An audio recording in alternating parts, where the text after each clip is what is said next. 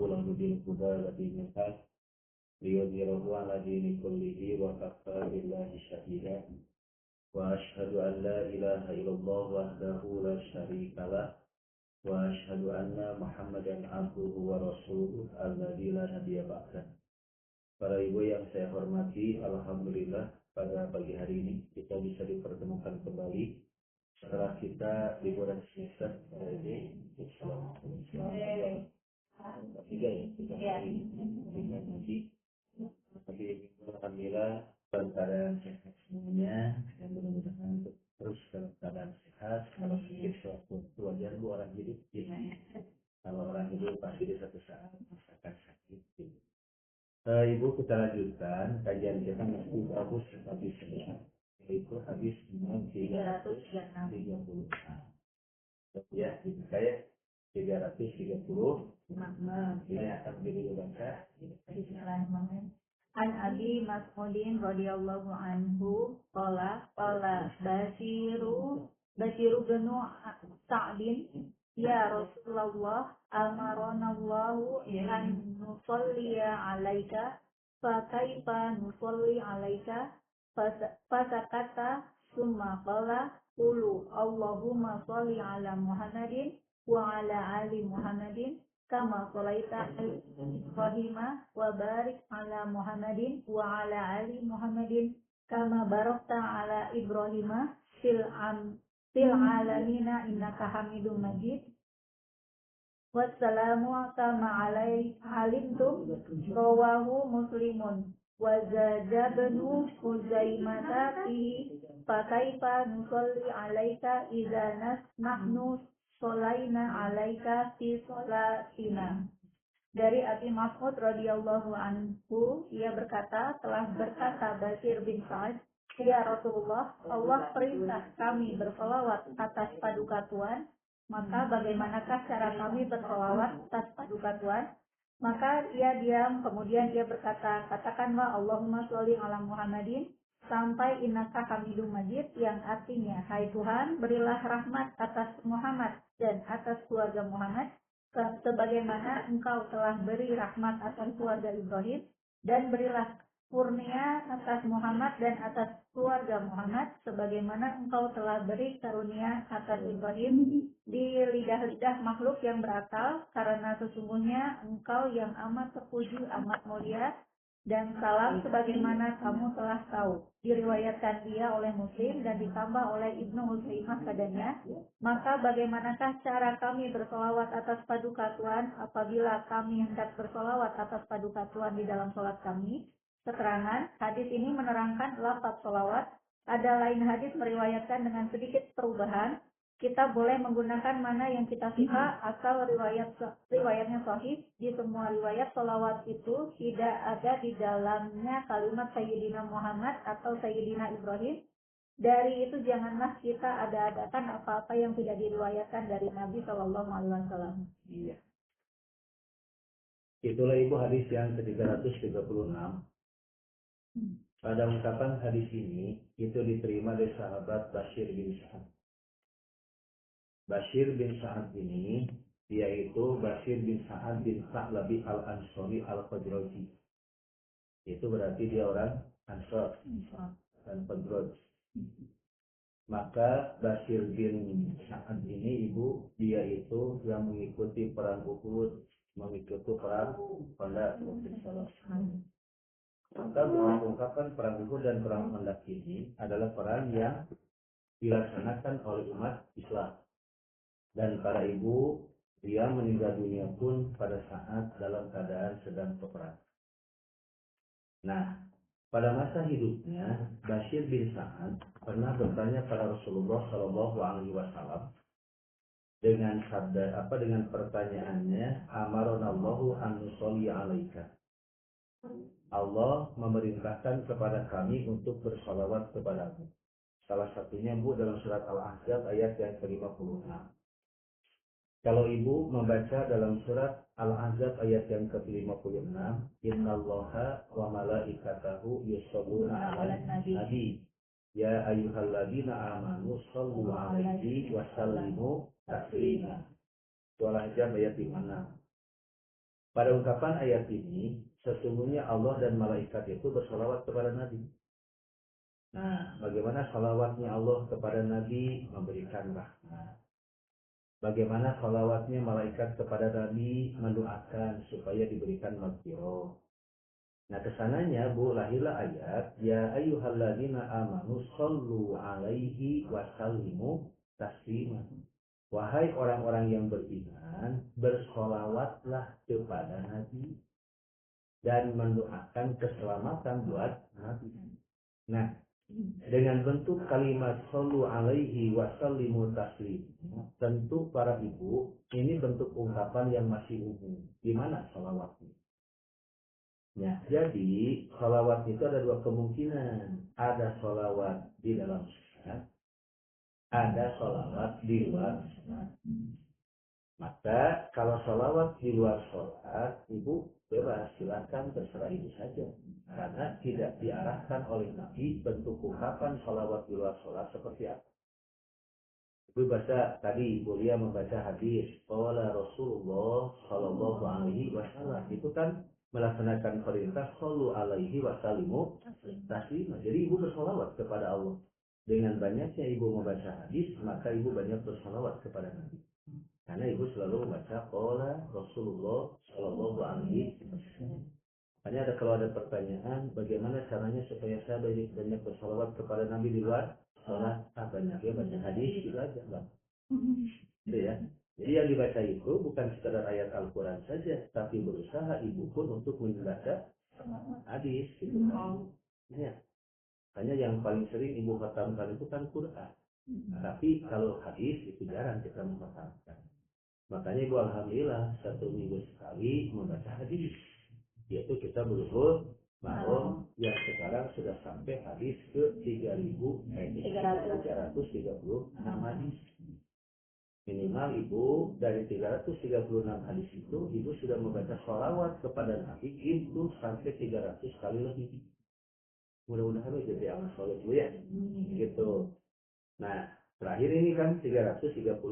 Nah, ini yang kita baca dalam setiap satu pekan sekali. Nah, kedua, ada sholawat di dalam sholat. Kalau sholawat di dalam sholat, inilah Bu yang harus perlu pada dalil. Kenapa perlu kepada dalil? Karena sholat mas sudah masuk pada ranah ibadah mahdoh. Mahdoh itu apa dulu Bu? Saya sampaikan artinya. Sudah ditentukan. Sudah ditentukan aturannya. Asal muasal mahdoh itu artinya murni, tidak tercampur oleh apapun, itu mahdoh. Itu punya. Makanya ibadah mahdoh itu asal artinya adalah murni. Itu kan Bu. Artinya murni itu adalah wahyu dari Allah. Terhadap ibadah mahdoh, Nabi tidak bisa ikut campur. Tapi terhadap ibadah mahdoh itu khusus hanya datangnya dari Allah. Rasulullah pun Bu tidak bisa menentukan.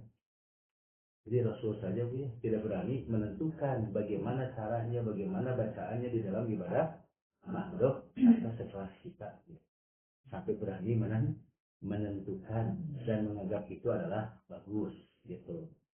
Karena ini sudah masuk pada ranah ibadah mahdoh, maka sahabatku pada saat itu merasa bingung apa yang harus dilakukan karena Allah memerintahkan untuk melaksanakan membaca salawat. Itu di dalam hadis Imam Ibnu Huzaimahnya ada kalimat fakaifa nusolli alaika idnahnu sholaina alaika fi sholati sholatina. Bagaimana kami salawat kepadamu ketika kami salawat kepadamu di dalam salat kami? Berarti pertanyaan yang di atas amarunallahu an nusolli alaika, berarti Bu salawatnya dalam salat. Fakaifa nusolli alaika, bagaimana cara kami salawat kepadamu di dalam salat? Nah, ketika ini sudah masuk kepada ranah ibadah mahdoh. Karena ini sudah masuk pada ranah ibadah mahdoh, maka ibu harus pakai dalil. Nah, akhirnya ibu-ibu ketika Rasulullah ditanya kata itu artinya dia syukur. Jadi uskut itu artinya diamlah kamu. Wes gitu. Ya. Kalau cucu ibu bangun uskut. Itu sebenarnya apa itu? Uskut itu artinya diamlah. Itu Bu. Nah, kenapa Bu Nabi diam? Nah, di sini Nabi diam itu karena memang belum dapat wahyu dari Allah. Jadi saya bilang tadi, karena ibadah makhluk itu Nabi pun tidak bisa menetapkan tanpa ada wahyu. Itu termasuk membaca salawat ini. Maka Rasulullah Shallallahu Alaihi Wasallam beliau itu pun tidak berani menetapkan yang disebut dengan kalimat salawat itu bagaimana. Karena ini sudah masuk pada ranah sholat. Berarti kan perlu wahyu, perlu dalil, petunjuk dari. Nah maka Rasulullah pun kata diam Nabi itu apa sih yang harus dilakukan? Apa yang harus dibaca? Begitu berkaitan dengan masalah bab salawat ini. Nah akhirnya katanya Nabi itu menunggu wahyu. Gitu. Ketika Nabi itu dalam keadaan kata beliau itu diam, maka sampai ada sahabat mengungkapkan dengan kalimat sakatanya itu hatta tamanaina annahu lam yas'al, sehingga dengan dengannya Nabi itu saya berharap tidak bertanya tentang itu kepada Nabi. Jadi saya berharap tidak bertanya tentang itu kepada Nabi. Kenapa sampai seperti itu?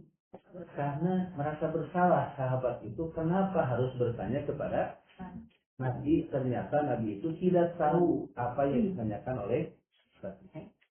Nah makanya ibu-ibu ayah Nabi maksudnya menunggu wahyu. Kalau ini mau menunggu ilham. Jadi artinya ibu itu menunggu ilham dulu, kira-kira apa yang harus dilakukan oleh ibu itu supaya apa dapat jawaban dari apa yang ibu tidak tahu. Oh ya. Jadi ke kita mah bukan apa wahyu, tapi kepada kita mah ilham. Kalimat ilham itu ada di mana? Di surat Asam.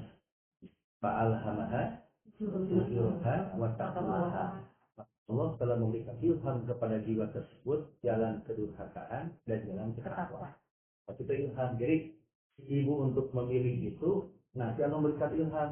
Tak ini jalan kedurhakaan, ini jalan ketakwaan. Silakan bu pilih yang mana. Itu jangan sampai kita maksiat menyalahkan ke Allah. Kenapa tidak suka sholat? Takdirnya saya tidak suka sholat. Kayak gitu artinya. Kenapa tidak saum? Saya ditakdirkan oleh Allah tidak saum. Hanya enak gitu kamunya bersumpah sapanya gitu. Jadi segala sesuatu itu justru dikaitkannya kesalahannya berkaitan dengan takdir. Itu adalah dasar anahal bu orang-orang Quraisy sampai kami musyrik, kami menetapkan yang haram yang tidak ditetapkan oleh Allah itu karena kami dikehendaki oleh Allah seperti ini. Kayak seperti itu ya. Makanya ditolak ajaran kami. Ya, kami menyembah selain Allah ya karena kehendak dari Allah. Itu coba ya. Nah, makanya bu Nabi menunggu ilham wahyu turun malaikat Jibril.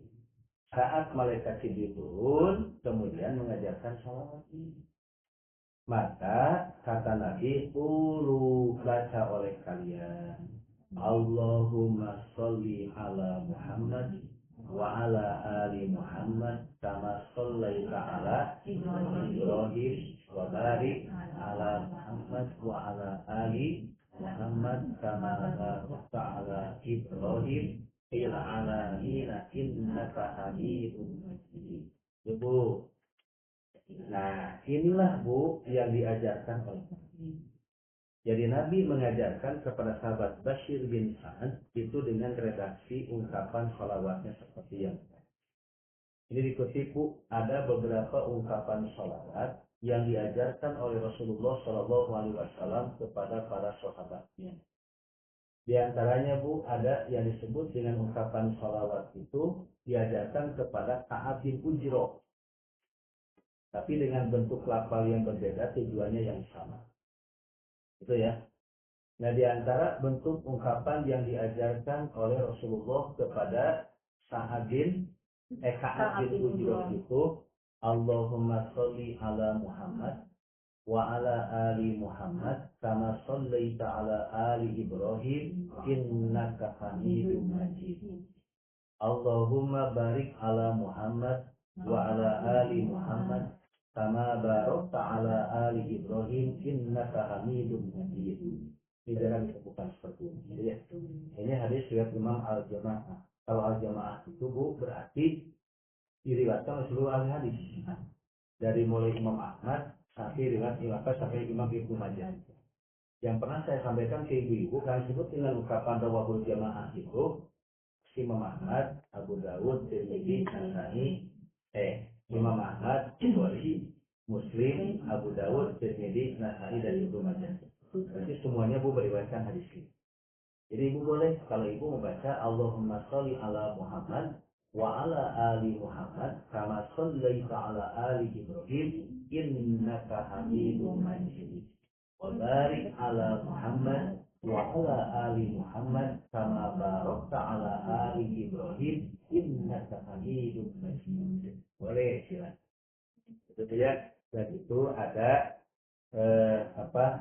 redaksi hadis hadis. Tapi yang sering gue baca yang mana? Yang ini. Itu ya. Alhamdulillah ibu sudah biasa membaca yang ini. Ada juga Bu yang disebut dengan sholawat itu. Bersamalah semuanya ya. Ada kalimat juga pada Talha bin Ubaidillah. Ini mah khusus riwayat Imam An-Nasai. Allahumma sholli ala Muhammad kama shallaita ala Ibrahim wa ali Ibrahim innaka Hamidum Majid. Wa barik ala Muhammad wa ali Muhammad kama barakta ala Ibrahim wa ali Ibrahim innaka Hamidum Majid. Itu redaksinya juga ada seperti itu kepada Talha bin Ubaidillah. Banyaklah Bu redaksi hadisnya ya. Nah diantaranya juga ibu-ibu ada hadis yang diajarkan pada seluruh sahabat itu ada kalimat kecil ini. Allahumma sholli ala Muhammad wa ala ali Muhammad kama shallaita ala ali Ibrahim. Kalau ini mah ali Ibrahim ya? Ya. Ini mah ala Ibrahim. Itu mah ala ali Ibrahim wa barik ala Muhammad wa ala ali Muhammad kama barakta ala ali Ibrahim fil alamina innaka Hamidum Majid. Coba yang saya belum menemukan redaksinya itu gini, kama shallaita ala Ibrahim wa ala ali Ibrahim. Nah ini belum ketemu redaksinya. Ala Ibrahim wa ala ali Ibrahim. Di sini kan redaksi yang ini riwayat Imam Muslim ala Ibrahim. Tapi dalam redaksi yang lain kalimatnya langsung ala ali Ibrahim gitu. Kalau ibu mau yang mana? Ya, yang biasa ibu. Nah, dari redaksi ini Bu menunjukkan bahwa selama hadis tersebut itu menunjukkan kepada hadis yang sahih, maka ibu itu bisa mengamalkannya dalam kehidupan sehari-hari. Sok mangga ibu yang ya. Nah, kemudian ibu, bagaimana hukumnya membaca sholawat ini? Kalau membaca sholawat di dalam sholat, maka tentu Bu sudah menunjukkan kepada hukum wajib. Jadi sudah menunjukkan kepada hukum wajib. Kenapa sudah menunjukkan kepada hukum wajib? Kan amaronallahu. Allah telah memerintahkan kepada kami. Bentuk Allah memerintahkan kepada kami itu berarti al-aslu fil amri lil wujub. Pokok para perintah itu menunjukkan kepada hukum wajib. Kan wajib itu tersyaratannya ma yusabu ala fihi wa yu'aqabu ala tar'ihi. Pahala bagi yang mengerjakannya dan siksa bagi yang meninggalkan. Jadi ibu membaca sholawat di dalam sholat itu para ibu wajib hukum. Cuman ada yang mengatakan bahwa tidak wajib. Buktinya Rasulullah ketika beliau itu membaca sholawat itu seperti duduk di atas bara ini. Berarti Nabi di tahiyat awal tidak membaca sholawat. Karena buktinya Nabi di tahiyat awal itu sebentar bacanya. Nah ibu-ibu hadis tersebut itu sebagai perbandingan. Perbandingan membaca sholawat di dalam tahiyat pelaksanaan tahiyat awal dengan tahiyat akhir. Karena ada tahiyat awal maupun cuma di sholat wajib. Di sholat sunat itu tidak ada tahiyat awal, kecuali ada yang khusus Bu nanti ketika Ibu melaksanakan sholat tahajud. Di sholat tahajud Bu ada yang 9 rakaat. 9 rakaat. Nanti ada tahiyat setelah rakaat yang ke-8. Rakaat ke-8 Ibu tahiyat awal, setelah itu berdiri lagi ke rakaat yang selanjutnya, ke sholat yang 9. Kemudian tahiyat akhir, kemudian Ibu salam. Lalu tambah 2 rakaat jadi 11. Dan ini jarang dilakukan oleh kita, karena Ibu pasti sering sujud sahwi. Iya. Kapan? Langsung saat rakaat.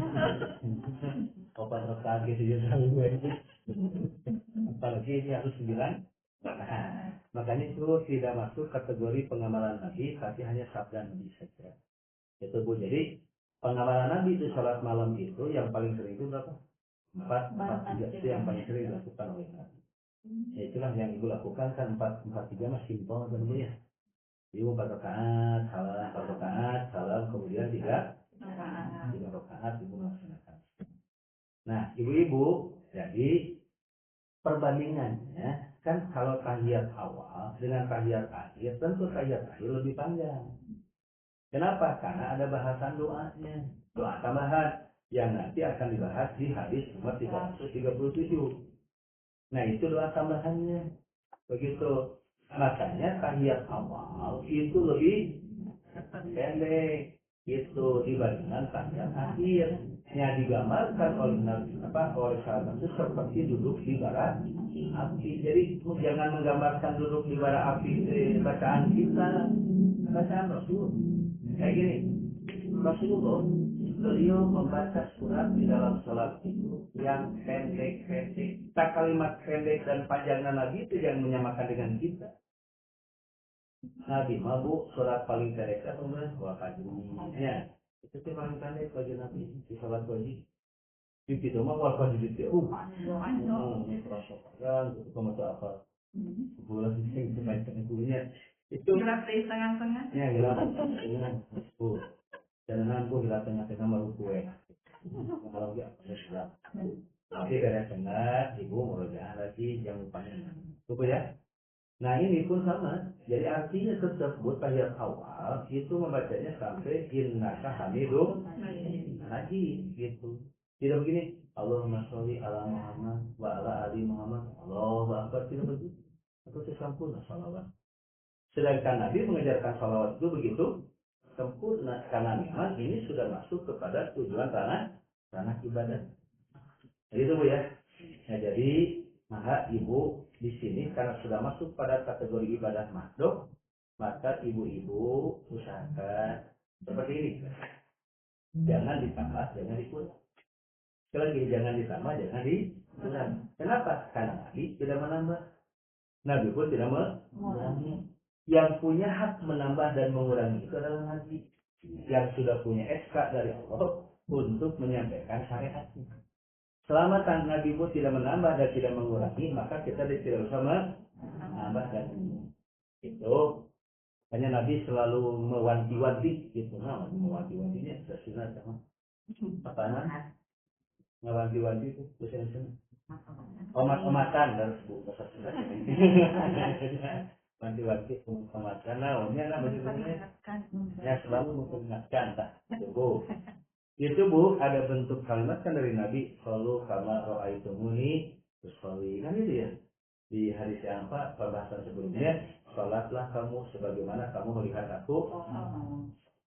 Kenapa Nabi Bu seperti itu? Karena orang kadang-kadang Bu obsesi.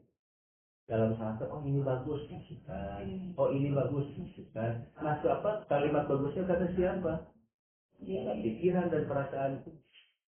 Jadi menurut pikiran dan perasaan kita, maka itu dianggapnya yang bagus. Tapi kata Nabi mengatakan itu tidak. Itu makanya Nabi mengatakan sholatlah kamu sebagaimana kamu melihat aku.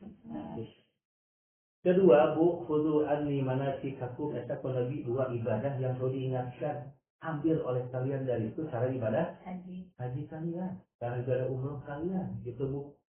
Tapi kenapa Nabi sampai mengingatkan kedua tidak lihatlah saumku, tidak lihatlah zakatku, sedekahku tidak, tapi yang ditetapkan oleh Nabi itu sholat dan atau umroh. Karena memang Bu, di dalam haji umroh itu pelanggaran sangat banyak. Aturan di Arab sekarang itu sudah banyak melanggar aturan yang ditetapkan oleh Nabi. Sama saya Bu kemarin dapat keluhan dari ibu-ibu lah khususnya. Kenapa kok senang sholat di Masjidil Haram sekarang itu sangat buru-buru gitu. Sholat itu selalu di buru-buru gitu kan. Assalamualaikum misalnya belum sholat pas wiridan sudah langsung itu kemudian ditorik-torik ibu-ibu saya kuat itu. Nah, sampai si Aspar saja istighfar, astagfirullah, gitu Bu. Kenapa? Ya dan kenapa Bu baru sholat aja sudah di. Jadi kalau ada orang yang sholat di dekat Ka'bah, itu tidak akan pernah nyaman. Nah, Assalamualaikum, maka langsung disuruh untuk berdiri. Kenapa? Kan itu wilayah untuk melaksanakan. Makanya Bu, kalau ingin merasa nyaman melaksanakan sholat di Masjidil Haram, ikuti tempat yang sudah disediakan. Karena banyak di Mesir itu, posisi sholat kita bukan pada tempat yang seharusnya. Gitu, jadi bukan salah askar. Askar itu bukan tempat sholat. Yang tempat sholat itu Bu, sudah disediakan karpetnya, sudah diposisikan tempatnya. Kalau ibu itu tempatnya sebelah yang disediakan, nyaman sholat itu ibu tidak akan tidak diburu-buru itu karena sudah ditempatkan. Ini karpetnya silakan sholatnya di sini. Jadi kita ya rata-rata ingin lebih dekat dengan takwa. Ya itu dari itu bukan lokasi untuk sholat, itu lokasi untuk tawaf. Di tempat ibu ketika tempat tawaf yang di atas, lantai atas itu tanah itu untuk tawaf. Banyak tuh yang sholat di sana. Ya iya, atuh ibu beres sholat langsung diusir. Kenapa diusir? Karena itu bukan untuk sholat, tapi itu lalu lintas untuk tawaf. Di mana? Di pinggir-pinggirnya. Kan ibu sudah tahunya ada khusus punya untuk perempuan di pinggir-pinggirnya itu di lantai 2 itu sama lantai 1 juga seperti itu. Nah, tidak nyamannya begitu Bu, reslah yang itu. Cuman ketika dalam melaksanakan proses ibadah haji muncul untuk melempar jumroh bukan waktu.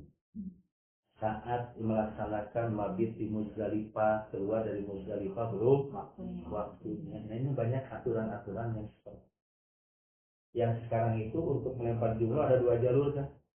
Ada jalur ini kanan, ada jalur kiri. Tujuannya supaya tidak terjadi yang disebut dengan desak-desakan. Walaupun kan tempat melempar jumroh sudah berapa tingkat sekarang 3 marot ini. Kalau nanti ngambil sebelah kanan, jadi tingginya. Kenapa? Karena posisi bahu kita itu tidak menghadap ke Ka'bah. Tapi kalau mengambil ke sebelah kiri, maka posisi bahu kita itu menghadap ke Ka'bah. Kalau ke sini, bahu kiri kemana? Ke sini, sedangkan Ka'bah di sini. Tapi kalau yang ke sini, maka bahu kita itu mengarah ke Ka'bah. Tubuh aturan itu seperti itu. Makanya ibadah haji umroh ibu harus itu Bu. Saya kemarin Bu bawa 40 jemaah. 1 minggu sebelum berangkat saya WA semua. Ibu, Bapak, sudahkah hafal doa dan tata cara? Jawaban ibu-ibu mah hebat ya. Belum. Alhamdulillah Ustaz sudah, tapi lupa lagi. Jadi alhamdulillah sudah hafal tapi lupa lagi. Cepat hafal. Oh iya Ustaz, sebelum 1 pekan lagi kita akan berangkat. Hafalkan. Oh iya, hafal. Saat kita itu Bu mau berangkat, nah mau naik pesawat kita ke hotel dulu, evaluasi lagi. 6 jam mau keberangkatan kita sudah masuk ke hotel dulu. Di sana ada pembinaan lagi, itu makan siang pembinaan terus Bu dibina. Akhirnya Bu mereka siap berangkat dan saya tidak ngomong pokoknya apa itu. Saat sudah masuk ke lapangan, Ibu bisa merasakan kan? Masuk ke Mekah ya Bu 40 utuh. Bu, ini Ka'bah silakan berdoa. Doa ibu sambil menangis itu. Kami menangis semua. Masuk Bu ke depan tawaf. Awalnya 1 putaran utuh, 2 putaran mulai, 3 putaran, oh gitu Bu, mulai atuh. Kenapa? Ya orang kan orang banyak, Bu. Akhirnya Bu, saya kemana aja mah biarin aja, sudah disiapkan ilmunya Bu ya. Akhirnya kita bawa yang sepuh-sepuh aja. Itu yang muda sok silakan. Kalian itu bergerak. Yang sepuh arahkan Bu ini begini, begini, begini. Selesai di makom Ibrahim. Kemudian kita masuk ke sa'i. Setelah di sa'i pun Bu, di makom Ibrahim berkumpul lagi. Kan sama-sama sholat di sana. Kumpulkan, datang ke tempat sa'i. Mulai lagi. Oh, ini sekali gitu. Akhirnya Bu ketemu lagi di terakhir di Marwah. Sahalul dan beres. Malam hari ini saya sekolah. Baru Bu, saya maha menyadari pantas. Di Indonesia Ustaz mengajarkan doa apa ke doa hafalkan dan hafalkan. Gitu Bu. Jadi artinya Bu, ilmu harus dikuasai. Apapun dalam pelaksanaan ibadah, ibadahnya. Dan Nabi nganal itu perhatikan sholat, ibadah, haji dan umroh kalian. Perhatikan kudu ani manasik itu gitu Bu. Akhirnya kalau ibu sudah bisa punya ilmu nama berangkat umroh sendiri juga bisa. Gak usah bawa pembimbing. Sekarang mau backpackeran bisa. Ibu berangkat keluarga aja. Gitu kan Bu. Datang ke sana, tinggal ibu harus ada channel kendaraannya, harus ada channel untuk hotelnya itu. Ada kalau sudah punya channel di sana gampang. Saya itu Mutawif aja telepon. Saya ini. Soalnya saya ngobrol dengan Mutawif, kalau seandainya kita sekeluarga bisa, nanti kita bantu saja. Untuk apa? Kendaraannya, untuk hotelnya, kami bisa hubungkan. Jadi sekarang mah gampang Bu, yang penting punya uang dulu, Bu, berat. Kita harus punya uang dulu. Ilmu ada, punya uang nggak ada, wah ribu. Jadi yang paling utama mah uang. Kita itu makanya urusan sholawat pun Nabi sampai hati-hati menyampaikan kepada para sahabat bagaimana cara sholawat yang harus dibaca oleh sahabat saat melaksanakan ibadah. Ya belajar. Udah Bu segini aja.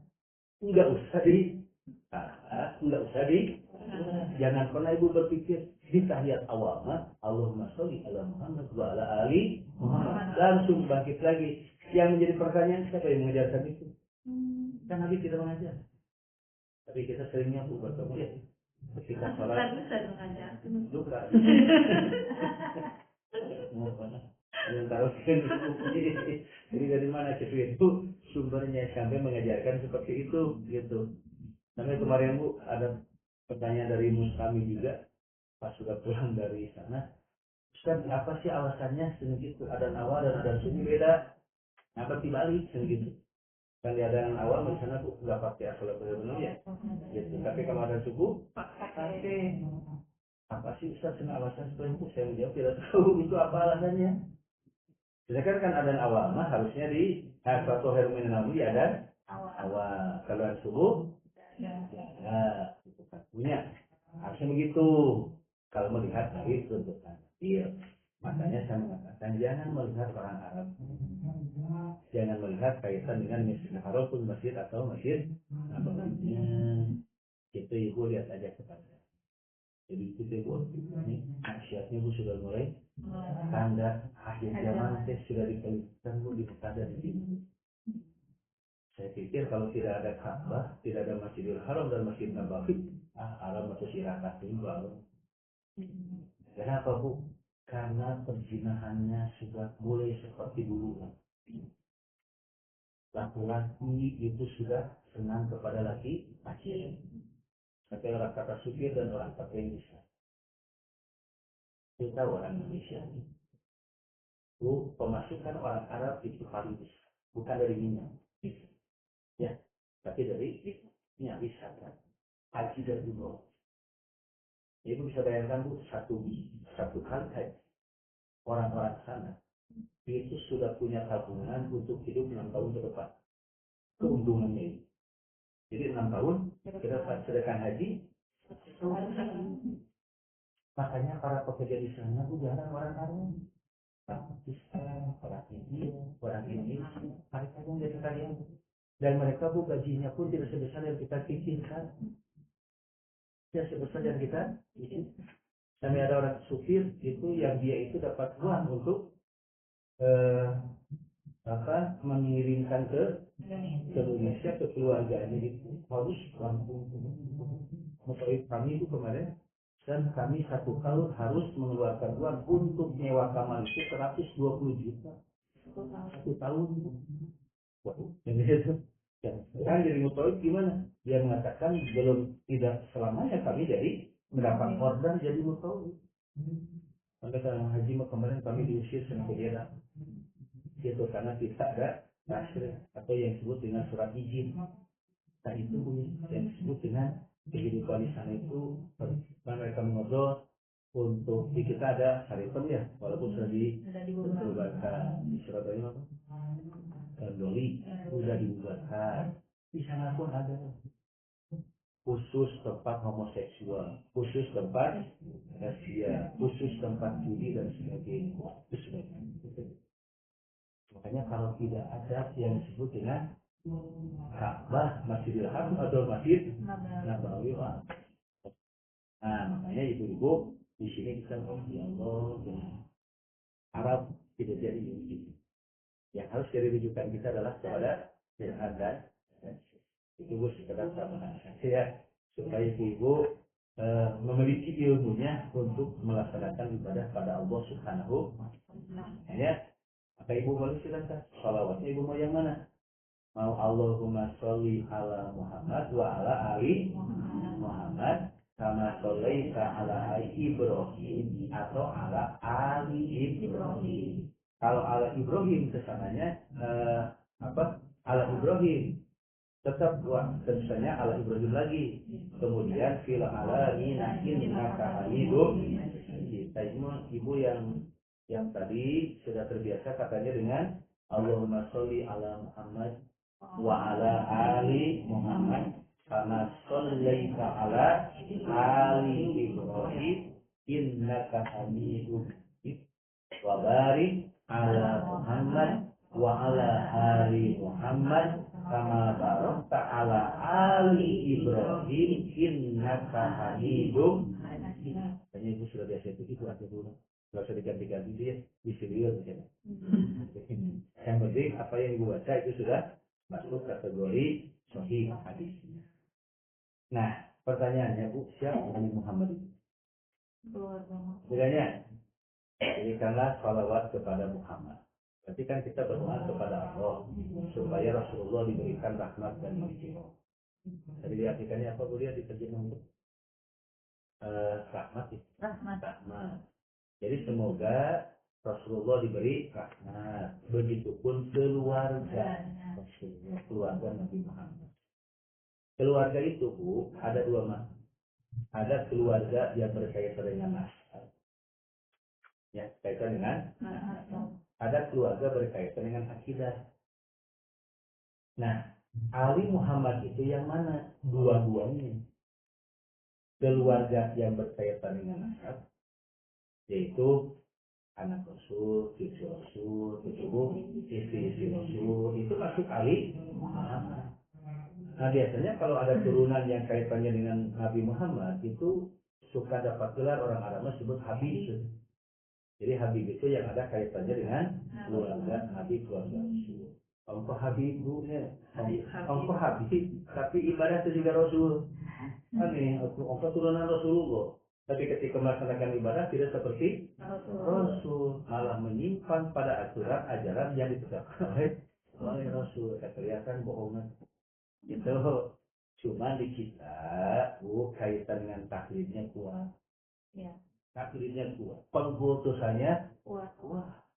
Itu ajaran dari dulu kan kita seperti itu. Karena pengkultusannya kuat sehingga ada orang yang mengaku sebagai Habib percaya asal pakai baju sini tadi jubah padahal itu bukan Habib tapi Habibah. Dengan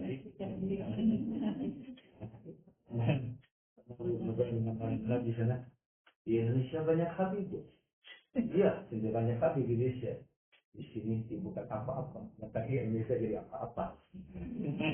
Jadi di sini dia bukan apa-apa. Datang ke Indonesia, mana jadi apa?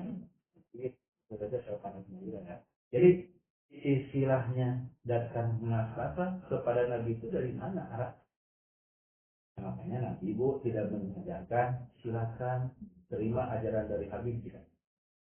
Tapi ada kalimat undur makola wala tandur makola. Perhatikan oleh kamu. Silakan sampaikan. Jangan perhatikan siapa ya. Nah, begitu etawi. Nah, ibu pun masuk Ali Muhammad. Secara apa? Secara akidah, secara ibadah. Selama kita mengikuti sunnah Rasul, maka Ali Muhammad itu kebagian begitu.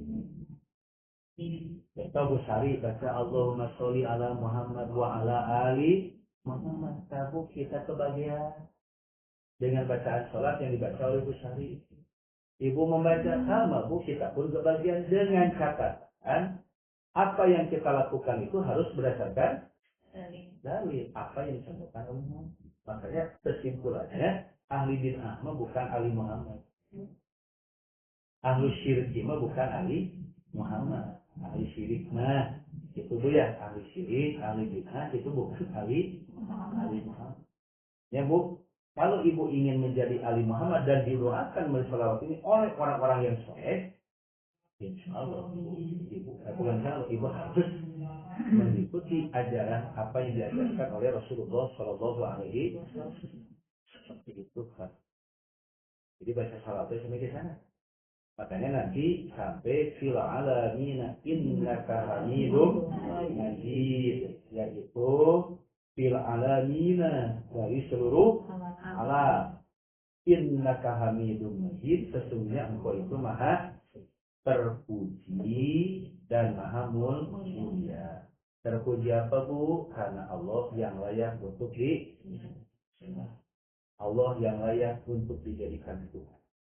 Majid yaitu yang sangat mulia. Tidak ada lagi kemuliaan kecuali itu ya diberikan hanya kepada Allah. Dan kalau ingin dimuliakan oleh Allah, maka kita harus beribadah hanya kepada Allah.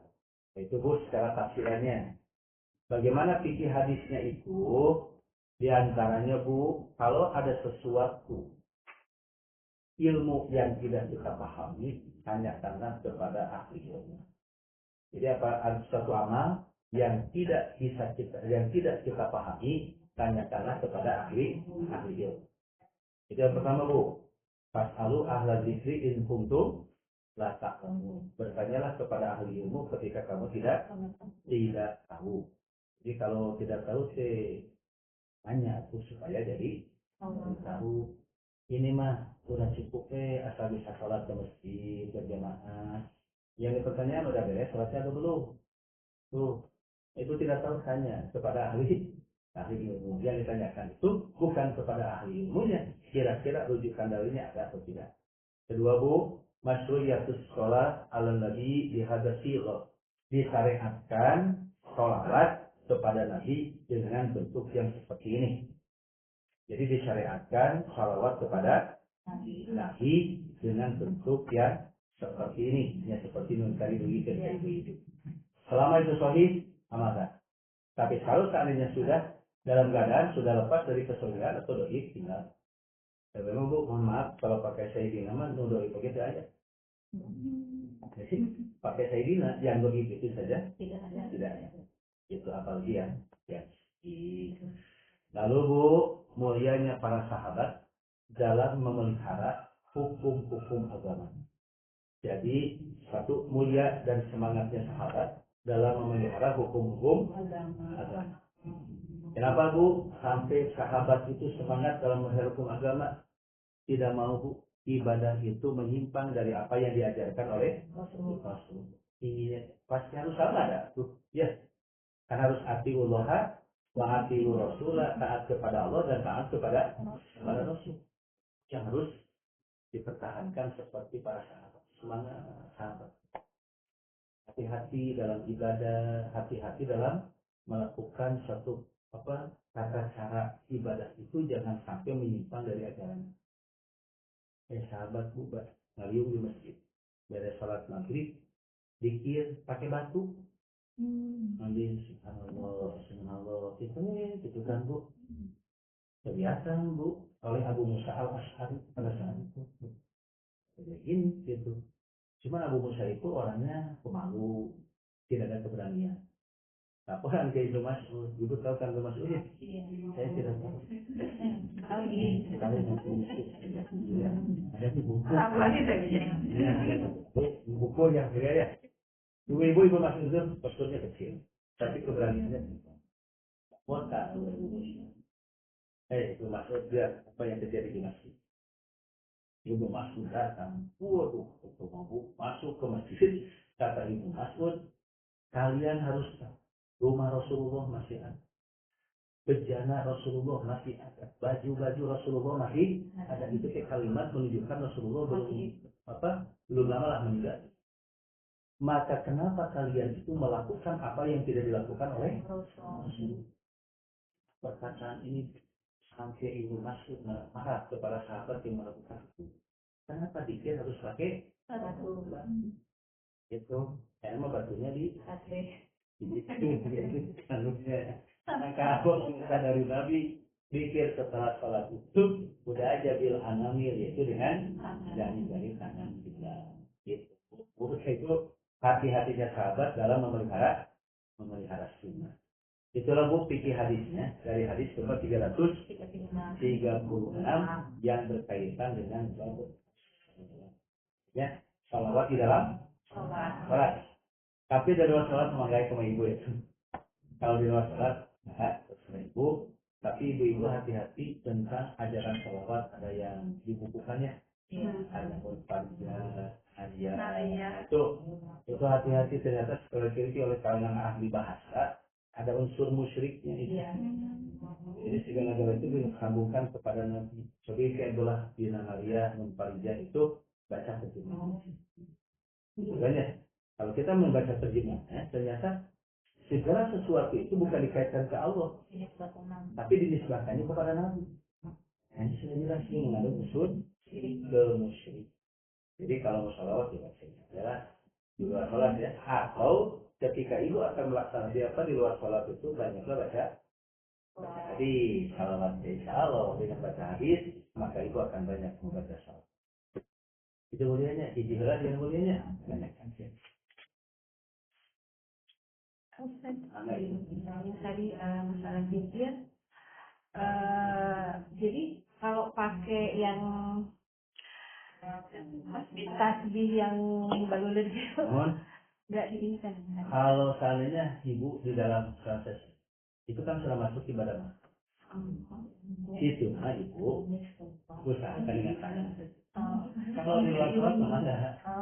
Nah ibu lagi di jalan, tasbih. Kalau tasbih bisa? Digital mana? Ibu, tapi di luar sholat ya? Luar sholatnya bebas. Karena kalau di luar zikir, di luar itu tidak masuk kategori ibadah makhluk.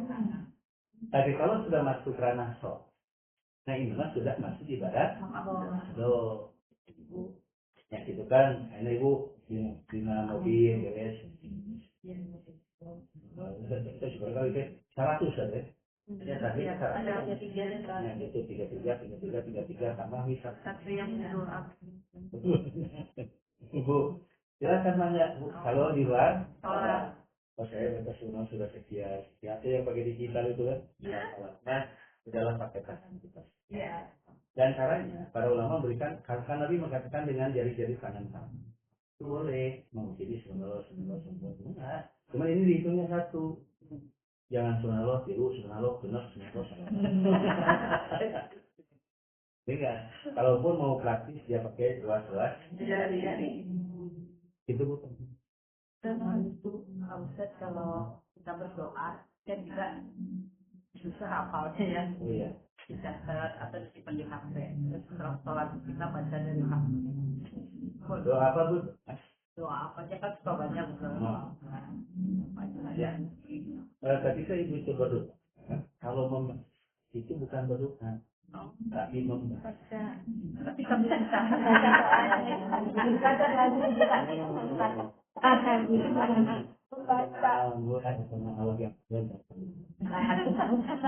Jadi ketika yang membuka dua doa lah yang ibu pahami dan ibu hafal. Karena kan pengen nambah ya, yang lain belum tahu. Saudara kertas siapin, ambil gini, ikutin gitu. Dari yang belum hafal. Maka usahakan itu harus dihafal. Ibu memang belum hafal. Kalau saya mengajarkan doa ibu karena jadi keraskan doa. Selama ibu mengajarkan, karena anak-anak kita belum paham. Jangankan bu bacaan dikirnya aja, dari kisahnya saja. Ibu dijahatkan sampai tahiyat akhir, nggak apa-apa. Di samping ibu mempraktek, memang ibu sholat. Di samping itu juga ibu juga mengajarkan kepada anak ibu sudah.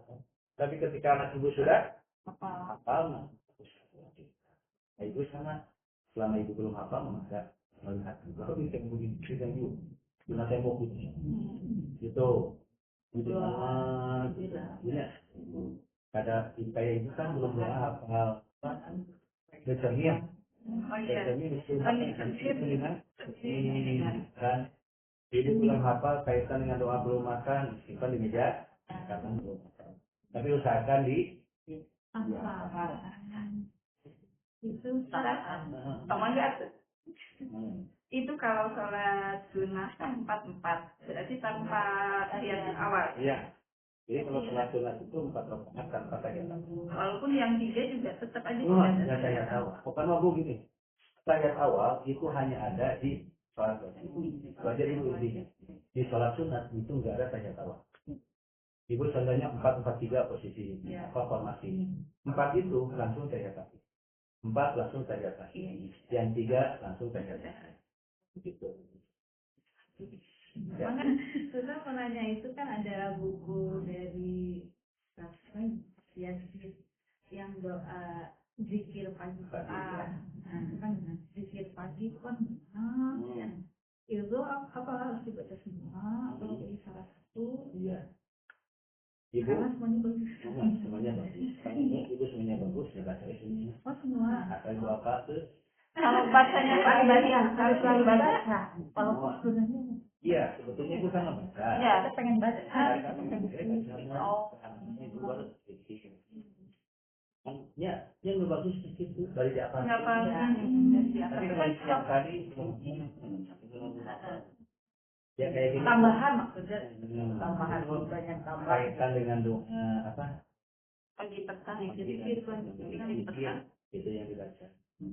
Iya. Yang petang itu yang dibaca. Itu kan banyak ya ngapa-ngapain. Banyak. Ada lumayan ya teh. Banyak. Dengan itu usahakan bukan secara lafaz tapi pas paham nggak itu akannya. Yang intinya nanti bu dikir tersebut harus melakukan pengamalan. Jangan ibu itu sering medikir tapi pengamalan laksanakan. Kan yang dibutuhkan oleh Allah amalun solih bukan bacaan. Ya tuh, jadi dibutuhkan oleh Allah amal solehnya bukan dari segi bacaannya saja. Bacanya juga betul amal soleh, cuman realisasinya bagaimana? Nah itu bu, ini kayak orang baca ayat kursi ya. Barang siapa yang membaca ayat kursi maka akan jauh dari godaan setan. Kan? Jadi ibu baca ayat kursi, gitu. Tapi hati ibu ikhlas. Isi ayat kursi, ibu itu didikan akidah supaya hati kita itu selalu ikhlas. Lalu ibu baca ayat kursi tapi hatinya tidak lihat, gampang digoda oleh setan. Kan setan sudah mengatakan komitmennya sama Allah. Hambamu yang tidak bisa kami goda siapa? Yaitu al-mukhlasin, orang yang ikhlas. Tuh bu, walaupun ibu-ibu tidak hafal surat ayat kursi, tapi selalu ikhlas, maka tidak akan bisa digoda. Gimana bu? Bukan setan tidak menggoda, tidak. Menggoda setan, cuma ibu tidak tergoda. Kan orang yang ikhlas mampu lahir dua, syukur dan sabar. Dengan syukur, ibu kan menghadapi kenikmatan dia. Maka orang yang bersyukur, kenikmatan itu akan dipakai untuk ibadah kepada Allah. Contoh, ibu diberikan harta yang banyak. Dan godaan yang paling susah maka manusia, bu diberikan harta yang banyak. Godaannya berat. Muncul sifat yang disebut dengan fikir. Oh, bakhil. Itu Bu Abdul Bakhil. Itu siapa yang bakhil? Bu. Ada, karena kondisi manusia. Tak kata setan, sudah tidak usah zakat, sudah tidak usah sedekah, sudah capek-capek ngumpulkan harus dibagi-bagi, harus dikeluarkan. Kan itu godaannya. Tapi kalau ibu yang ikhlas, ini titipan dari Allah. Saya harus mengeluarkan zakat, saya harus mengeluarkan sedekah. Nah, itu Bu ikhlas dirinya. Kemudian merosot usaha itu. Maka ketika usaha kita merosot, godaan setan begini, oh kamu biasanya begini, sekarang tidak bisa karena usaha kamu dalam keadaan merosot. Udah, wah itu kan Bu, lakukan hal-hal yang bisa menaikkan lagi omsetnya. Dorong untuk melanggar aturan Allah. Nah, bagi orang ikhlas gimana? Ya, ini adalah keputusan dari saya. Jadi dulu saya omset naik selalu 10 tahun, akhirnya baru 1 bulan merosot juga. Nah, itu muncul kesabaran ya. Itulah ikhlas. Ya, kursi dibaca 100 kali.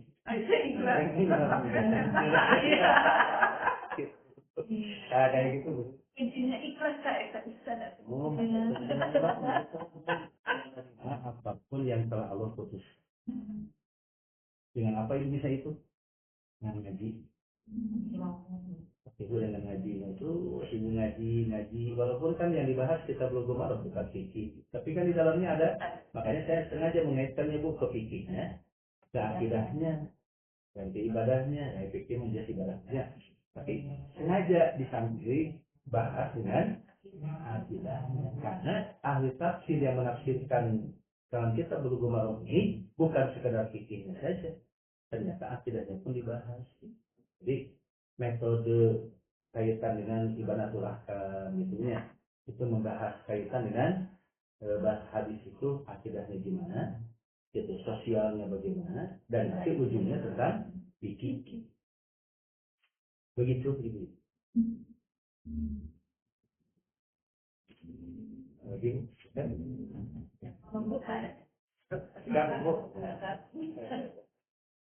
Ibu yang bisa saya sampaikan, terima kasih sekali lagi doanya dari ibu ya, sehingga saya bisa bertemu lagi dengan ibu dalam keadaan sehat, profesional seperti ini selamanya dalam keadaan sehat, aktif dan bahagia, sehingga siap untuk menghadapi situasi kondisi yang seperti ini.